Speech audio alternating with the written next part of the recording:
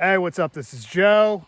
In this video, I take a road trip in a car in an effort to answer the age-old question of which is better, living off a motorcycle or out of the back of an SUV.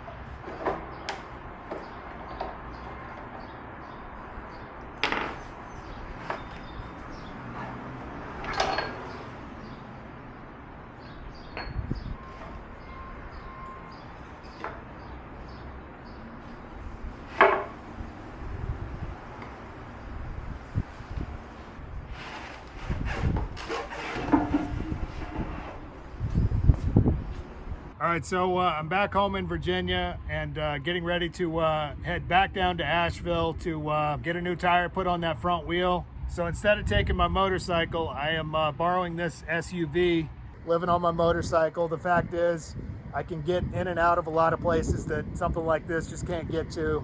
So we'll see how it goes. All right, well, upon further examination, I tried to fold the seats down in this Oldsmobile SUV. And the best I could do was an angle about like that, so not nearly enough room to sleep in there. But fortunately, my mom's got this Mazda CX-5 SUV that she's nice enough to let me take down to Asheville for a couple days. So I got all of her stuff out of it and got the seats, like, I mean, about as flat as they'll get. But I've still got a little bit of a differential here. It sort of slopes down, so I'm gonna have to figure out something just to fill up that space. This is kind of a foam pad that I just sort of doubled up, and usually I take that with me on my motorcycle and put that down first and then put this self-inflating air pad on top of it. I brought my tent and tarps just in case. I tend to get a little claustrophobic as it is, so if I don't really enjoy sleeping out of this thing, I'm just gonna find somewhere in the woods and throw down, you know, what I'm comfortable with. Other than that, I got my memory foam pillow. I got this, which is like a sort of a lightweight down blanket that works pretty well. I got my sheet, which is sort of a sheet bag kind of a thing. Extra hoodie, butane stove stuff, cooking stuff, reflective bag. I got a piece of salmon in there cooking that I'm going to take with me, and vitamins and things like that. So hopefully this will work out for a couple of days. From the southwestern corner of Virginia, I headed back to Mountain Cycleworks in Asheville, North Carolina.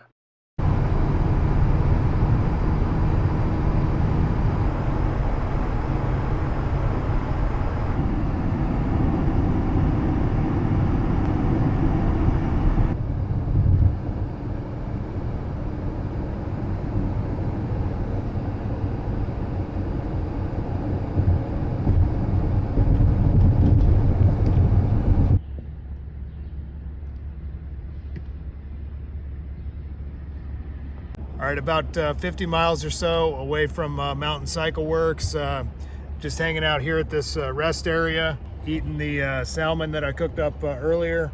Stopping at a rest area is something I rarely do when I'm on a motorcycle, usually because I'm not riding on the interstate. And for that matter, on a motorcycle, usually when I stop, it's because I need to fill up on gas. So the back of this car is pretty comfortable. One of the things I didn't mention is that this car is a 2.5 liter 4-cylinder engine with a turbocharger.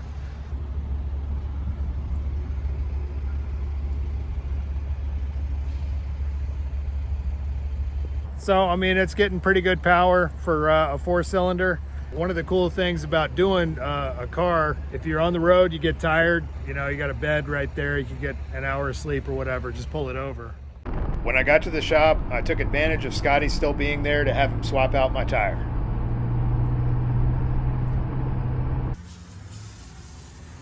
Sid was riding an early EFI bagger which had been switched over to carbureted, but the job had been done half-assed and he was experiencing problems with his ignition. He's got his bike apart trying to figure out... What was the culprit with this bike? This was a fuel-injected motorcycle that was converted to carburetor because the early fuel injections, that's what everybody did with them. This thing has this big old computer right here, but it's not as invasive as the new ones, and it runs the fuel injection system and also the spark system that goes to the spark plugs. So when they converted it, it ran fine when he got it until it didn't, and they yanked off the fuel injection system and put on this carburetor. Okay, this S&S carburetor sit here, which you can do with these bikes. Yep. But they left the ECU doing the spark system for the spark plugs, the ignition system. Yeah. Right? And that quit last night. This thing took shit to bed last night. And so what we're doing is we just put in this S&S High 4 in it. So this thing here is now burnt out doing nothing. And we put in aftermarket. I happen to have that. That's why we put that in. I had that in my bike and in my saddlebags. It's a spare that I had. I don't really need it. He's trading me some stuff I want for it. And so that eliminates this completely. On the newer fuel injection systems, that computer's tied into everything. And then this bike has less sensors. It doesn't have an exhaust pipe. And the computer's not tied into any of that stuff. It only does the fuel injection and the ignition. That's all it does. It doesn't do anything else. So you can convert it and rip that out and go back to carburation. So he only did it halfway, so we're finishing the job now. If I do it, I will eventually do it. But I'm gonna rip out, so look at this wiring. Look at this crap. Look at that fucking bullshit, okay? That is all unnecessary now. Okay, look at all this, okay? Look at all this garbage, man. All this extra wiring. Now let's take a look at the wiring on the Blue Mule, okay? That's it, right there, see it? Wow. That's all there is, man. What a difference. This here's the throttle cable. The other one's the cable that goes to the antenna for the radio.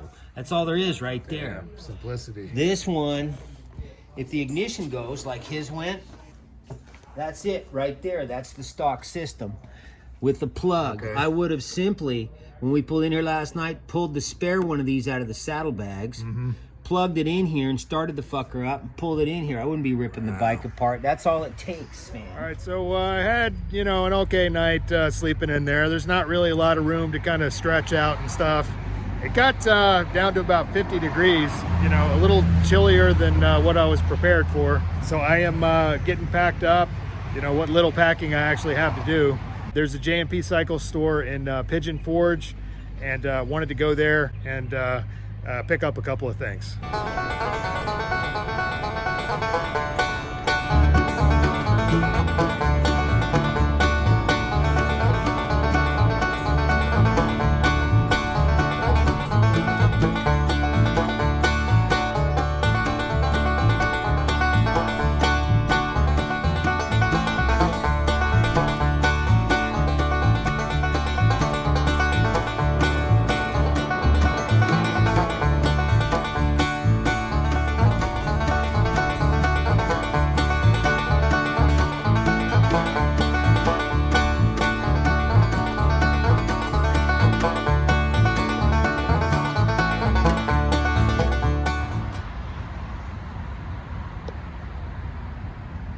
All right, so I'm about an hour away from the J&P Cycles store in Pigeon Forge. I just calculated my figures for gas. This thing surprisingly is getting 32 miles per gallon, but I've been on the highway for most of that, so I'm sure that around town it drops down pretty significantly. But anyway, getting back on the road and heading to J&P.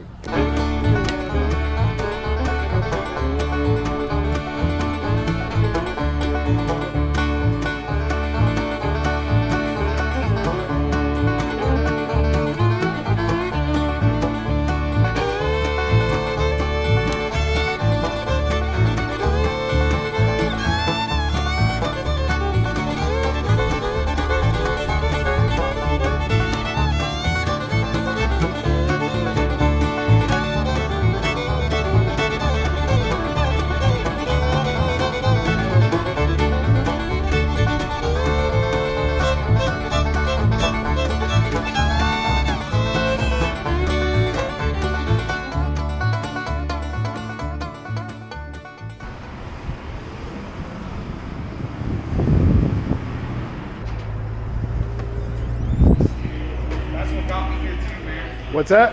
Those handlebars right Yeah. there? I mean, that was awesome. Pretty cool. That was awesome. That's pretty cool.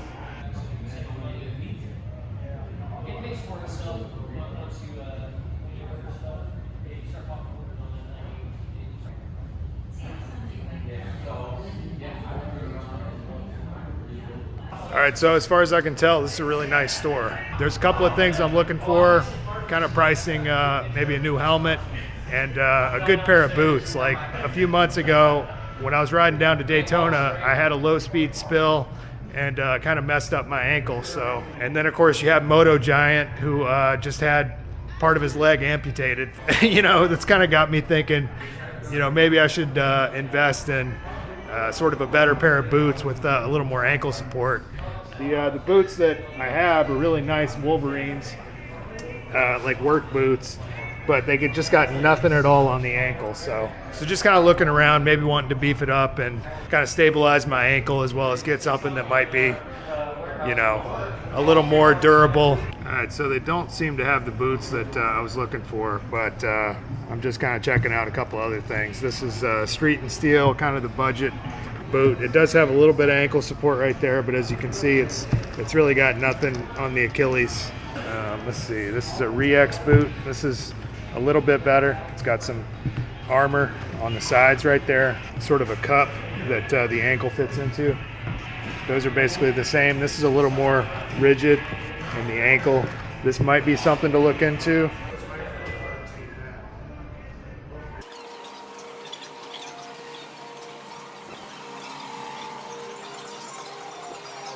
There we go, good old Memphis shades. All right, so after trying several of these helmets, I am finally sold. The best one I found was this Simpson helmet right here. It is just extremely comfortable, lightweight. This is more of the budget model at $289.95. Just, I tried all these helmets, the more expensive ones and everything else, and this is the one that is the most lightweight and the most comfortable.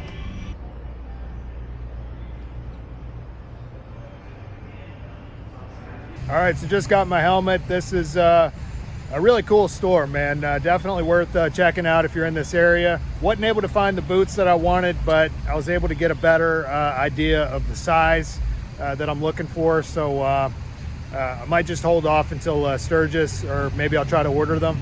This is a touristy area. I'm not really into doing touristy stuff, as you know, but I think probably what I'm going to do next is just kind of ride around a little bit and see where I end up, you know, look for a place to camp and get something to eat.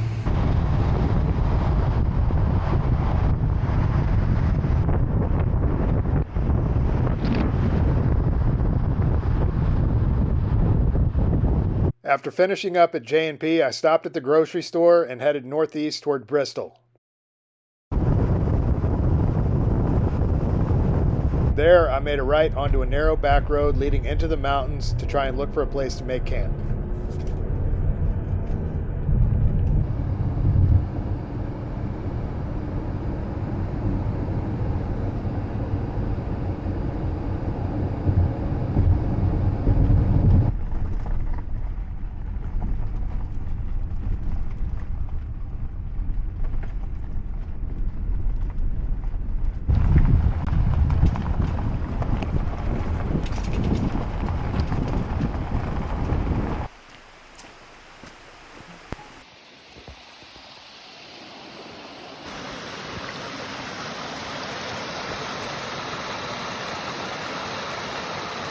Well, I guess this will just have to do. This is absolutely a beautiful spot out here. I don't know yet if I'm going to set up my tent. It just seems to be a lot more comfortable than sleeping in the car over there. So definitely marking this spot on my map. What the hell is that? I don't know what that's supposed to signify other than meth heads have been here. That's usually a pretty good giveaway when you see big bones connected by fishing line to a tree branch. It can only be tweakers. So what I'm going to do is jump in this presumably ice cold stream and then start thinking about dinner.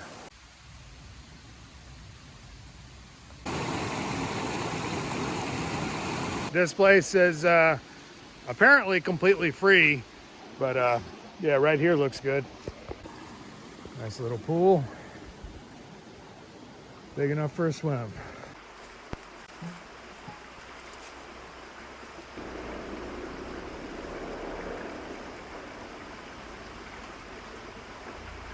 That's ice cold.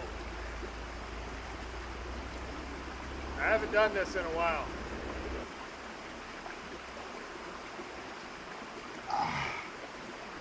Woo. Woo. Oh yeah. Oh baby. Oh boy. Ah. Woo.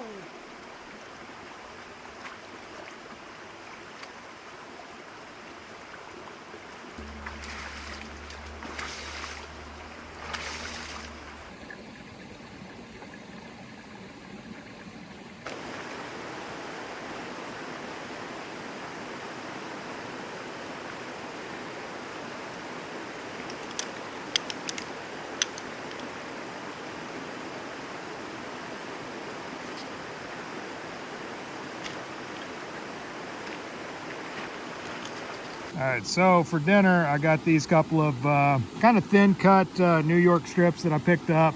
Almost always some cut of beef is on sale in most grocery stores. A lot of the times I get lamb just because it's cheaper than anything else. But yeah, basically doing kind of a, I guess you could say a carnivore diet, basically meat-based. I seem to feel really good when I've been doing it. I got to stay on it for like 2 weeks at a minimum before I notice any positive health effects out of it. But it's not really a diet to really cheat on, although my birthday's coming up in a few days, and definitely planning on going off the rails for that. Hopefully the bugs don't kill me out here. It already seems like they are. I didn't bring any of my insect repellent. Just because I didn't think I'd be coming this far out in the woods. Anyway, we'll see how it goes. I haven't yet decided if I'm going to set up my tent tonight or sleep in the car. Honestly, I'm a lot more comfortable in the tent, but I kind of got that bed sort of thing set up in the car.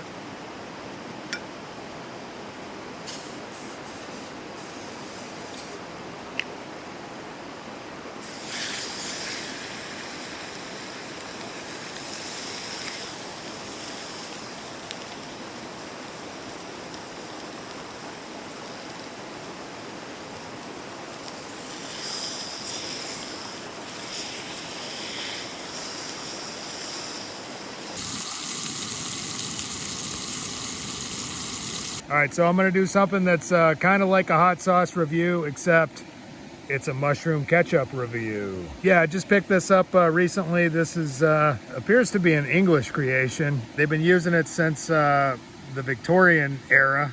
Made out of mushrooms, obviously. And this sort of predates, apparently, tomato ketchup. Got a couple of different types of vinegar, mushroom powder, barley malt extract, spices.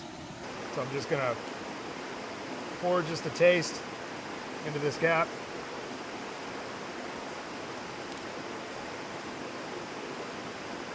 Salty, tangy. It's kind of like a Worcestershire sauce, except it's very mushroomy, obviously. Doesn't taste anything like ketchup. It's not like a thick sort of a sauce. It's really kind of just a pure liquid, but if you like mushrooms and you like Worcestershire sauce, probably like this. So I'm gonna get a bite of steak and give it a little drizzle. Oh yeah. With this, gives it just a really earthy, mushroomy type of flavor. I really like this stuff.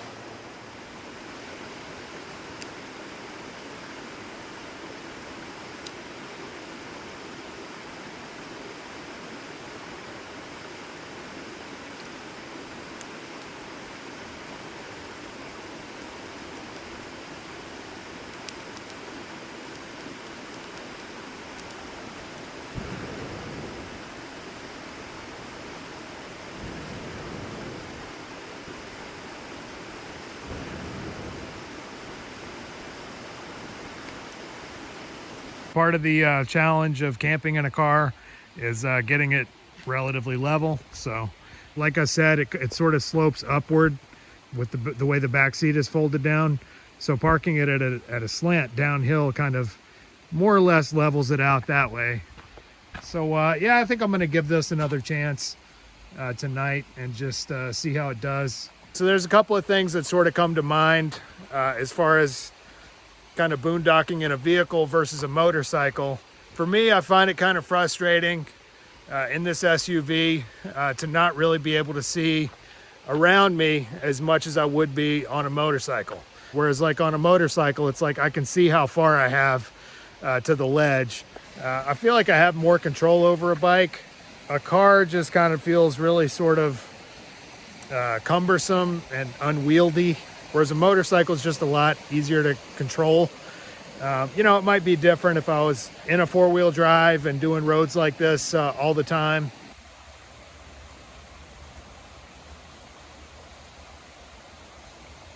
Obviously, a car is more convenient.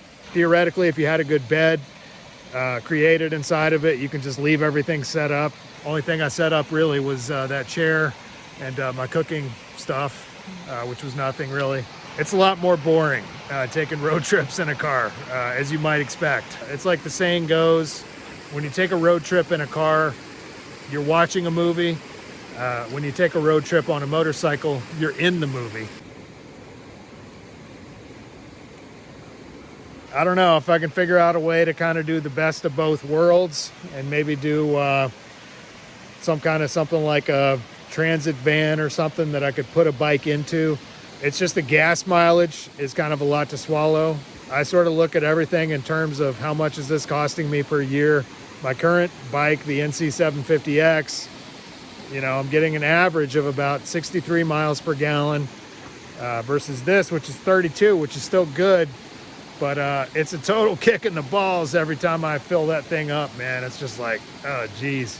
I mean, the yearly cost of riding that SUV would be like nearly double of what I'm paying now. Specifically on the limitations of a motorcycle, there's only so much equipment that I can carry. If I'm bound and determined, I can get about 3 gallons of water on my bike, but it's like just horribly overloaded at that point, and I'm limited on how much sort of off-road stuff I can do.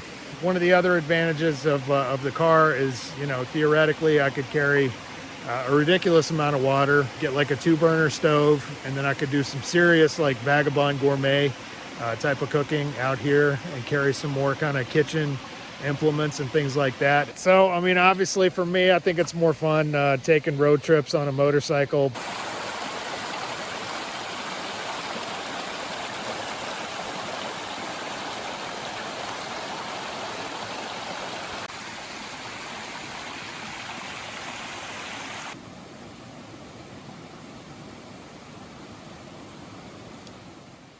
All right, slept a little bit better last night than I did the night before. Still, the problem is that transition right in the middle. There's a little bit of a bump still, and it was kind of digging into my hip, and it was pretty uncomfortable. So if I were going to do something like this long term, I would definitely get a pretty thick pad.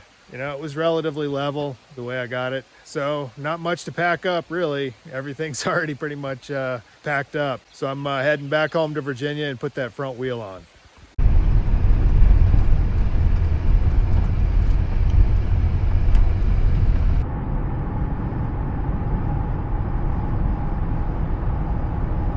right, so this is the new Simpson helmet that I just picked up. This is the one that I'm replacing. This is a Bell, and this one's been with me for about the last 7 years or so. I've been to a lot of states, a lot of different countries. As you can see, I got a nice kind of patina on it from the amount of rocks and scratches that it's taken. I probably dropped it 30 or 40 times, I would say.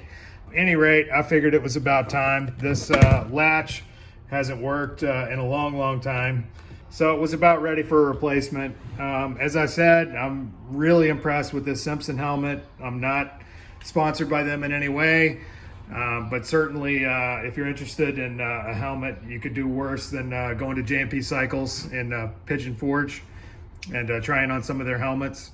Just extremely impressed. Lightweight, comfortable. These cutouts here make it easier for me to sort of read my controls and things like that. So can't say enough good things about it.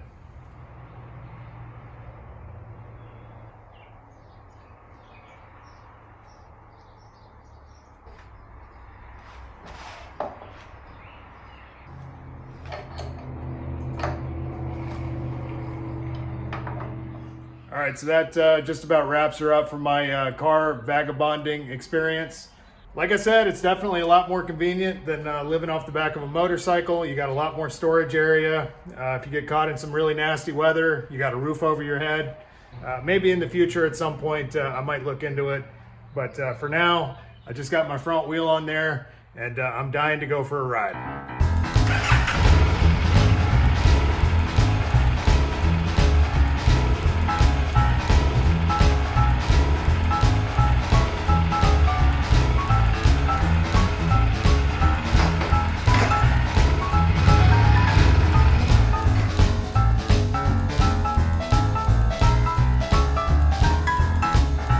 As always, if you enjoyed this video, please hit like and subscribe. And as usual, I've included an optional donate link in the drop box for anybody that might like to contribute to this project. Additionally, I'll be in Silverado, California next weekend, working the Born Free show with Memphis Shades. That's June 21st through the 23rd. If anybody wants to come by and say hi. Otherwise, thanks for watching, and we'll see you on the road.